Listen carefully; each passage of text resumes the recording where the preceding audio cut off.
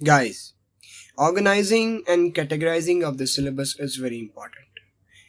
मैंने पिछले वीडियोस में भी आपको बताया था कि organising and categorising of the syllabus means आपने अपनी प्रिपरेशन का 25% काम खत्म कर दिया. सो आज हम इंडियन ज्योग्राफी मॉड्यूल का 25% काम खत्म करने वाले हैं. In this video we will understand the complete syllabus of Indian geography.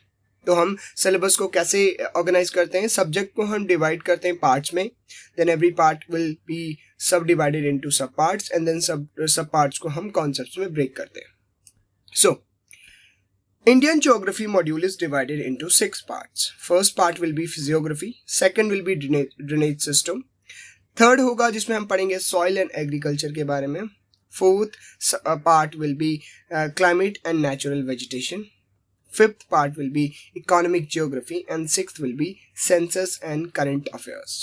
So सबसे पहले है first part which is physiography. तो फिजियोग्राफी पार्ट के 2 सब पार्ट्स हैं. सब पार्ट नंबर 1 जिसमें हम पढ़ेंगे फिजिकल फीचर्स के बारे में, सब पार्ट नंबर 2 होगा जिसमें हम पॉलिटिकल मैप के बारे में पढ़ेंगे. सो फिजिकल फीचर्स में टोटल हमारे पास 6 कॉन्सेप्ट्स हैं. सबसे पहले हम पढ़ेंगे इंडियन ज्योग्राफिकल फैक्ट्स, तो some facts related to Indian geography. उसके बाद हम पढ़ेंगे द हिमालयाज के बारे में. Then next concept will be the peninsular plateau. Fourth concept will be North Indian Plains. Fifth will be Great Indian Desert. And sixth will be the coastal plains and icelands of India. So these are the 6 concepts in subpart number 1. Subpart number 2 जो है political map, इसके लिए concepts की जरूरत नहीं है. Now, second जो part है which is drainage system. So drainage system के total 5 subparts हैं. सब पार्ट नंबर 1 जिसमें हम पढ़ेंगे इंडस रिवर सिस्टम के बारे में, sub part number 2 which is Ganges river system, sub part number 3 will be Brahmaputra river system, sub part number 4 होगा west flowing peninsular rivers and sub part number 5 will be east flowing peninsular rivers. So सभी river systems के concept same ही होंगे. तो all river systems मैंने एक ही slide में इसको दिया हुआ है. So all river systems have 3 concept. So concept number 1 जिसमें हम पढ़ेंगे ट्रिब्यूटरीज, तो सारे रिवर सिस्टम के ट्रिब्यूटरीज होंगी. Then second concept will be national park, कि कौन सी रिवर कौन से नेशनल पार्क से अगर फ्लो करती है तो उसके बारे में पढ़ेंगे.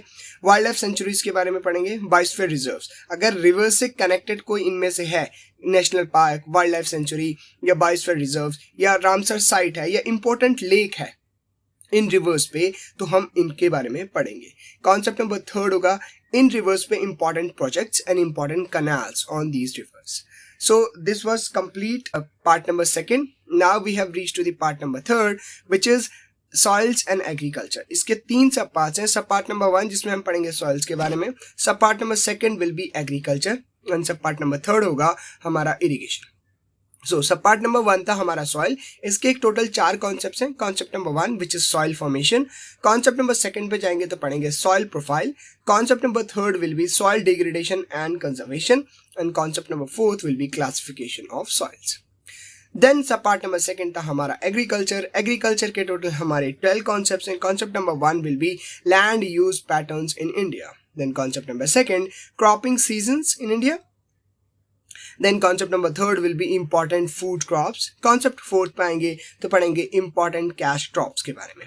Concept number 5 will be important plantation crop and concept number 6 जिसमें हम पढ़ेंगे horticulture. Concept number 7 पे आएंगे तो हम पढ़ेंगे livestock. Then concept number 8 will be aquaculture. Concept number 9 will be types of farming in India. Concept number 10 होगा हमारा Indian farming, salient features of Indian farming. Concept number 11 जो है इंडियन एग्रीकल्चर के बारे में and concept number 12 will be sustainable farming. So these are the 12 concepts of सब part number 2. Now इसी के साथ हम पहुंचते हैं सब पार्ट नंबर 3 पे जो कि है इरिगेशन. इरिगेशन के हमारे टोटल 4 कॉन्सेप्ट्स हैं. कॉन्सेप्ट नंबर 1 जिसमें हम पढ़ेंगे resources and types of irrigation. Concept number 2 will B problems and challenges associated with irrigation. Concept number 3 will be different modes of irrigation. In concept number 4 irrigation schemes in India जो कि government लेके आती हैं. Now ये मैंने part number 3 को यहाँ पे समराइज किया हुआ है. This is the complete part in a single page. This is part number 3. Now इसी के साथ हम पहुंचते हैं पार्ट नंबर 4 पे, जो कि है क्लाइमेट एंड नेचुरल वेजिटेशन के बारे में। तो इसके दो सब पार्ट्स हैं। Sub part number 1 will be climate and sub part number 2 will be natural vegetation. Sub part number 1 जिसमें था हमने पढ़ना था क्लाइमेट के बारे में। इसके टोटल 6 कॉन्सेप्ट्स हैं। Concept number 1 will be climate of India. Concept number 2 will B factors determining the climate the Indian climate. Concept number 3 will be Indian monsoon के बारे में। कॉन्सेप्ट नंबर 4 होगा different types of climate in India. Concept number 5 पे जाएंगे तो पढ़ेंगे impact of the global phenomenon on the Indian monsoon. Concept number 6 will be Köppen's classification of the Indian climate. So these were the 6 concepts of climate, which was subpart number 1. Subpart number 2 होगा हमारा natural vegetation के बारे में। इसमें total 3 concepts हैं। Concept number 1 पहले हम introduction करेंगे इस सबपार्ट का।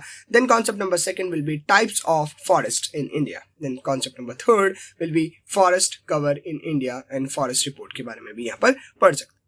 This is the complete part number 4 एक पेज में। सो ये हम पढ़ चुके हैं। इसी के साथ हम पहुंचते हैं part number 5 which is economic geography.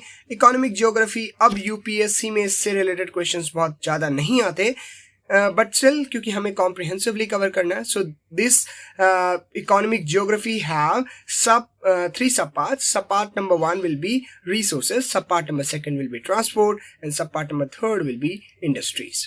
तो सब पार्ट नंबर 1 जो कि था रिसोर्सेज, इसमें टोटल 6 कॉन्सेप्ट्स हैं। सबसे पहले हम पढ़ेंगे introduction. Then concept number 2 will be metallic minerals, ferrous minerals के बारे में पढ़ेंगे। Then concept number 3 which is metallic minerals but non ferrous, जो आयरन से रिलेटेड नहीं है। Then concept number 4 will be non metallic minerals, जो कि फ्यूल से रिलेटेड है। कॉन्सेप्ट नंबर 5 होगा नॉन मेटालिक मिनरल्स, फ्यूल के अलावा others. And concept number 6 will be issues with the mining. So these were the 6 concepts of subpart number 1. Subpart number 2 होगा हमारा transport, जिसमें हम पढ़ेंगे 6 concepts को। Concept number 1 will be introduction.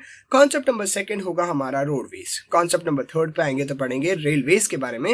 Concept 4 होगा waterways.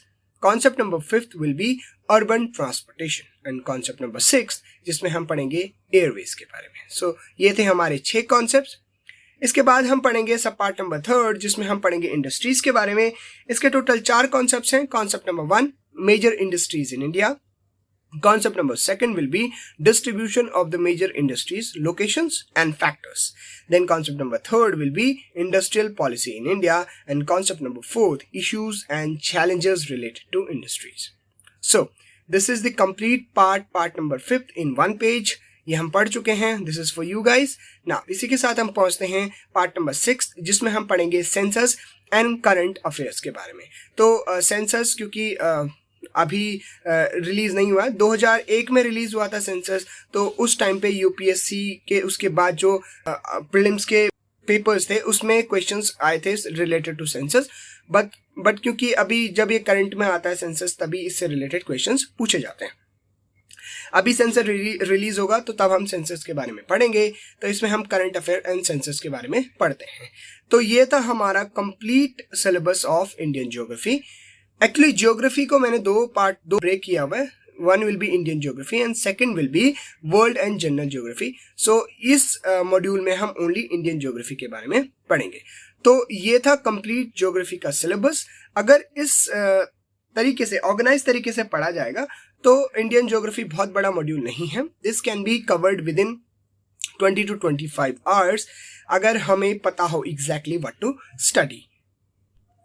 Hope guys you all are able to understand my message and if अगर आपको ये समझ आ रहा है that why I'm breaking the syllabus in this way and what is the purpose, what is the advantage of breaking the syllabus, organizing the syllabus, do comment and do tell me in the comment section that yes you people are understanding, so that मुझे भी पता चले कि हाँ आपको समझ आ रहा है the purpose behind making these videos.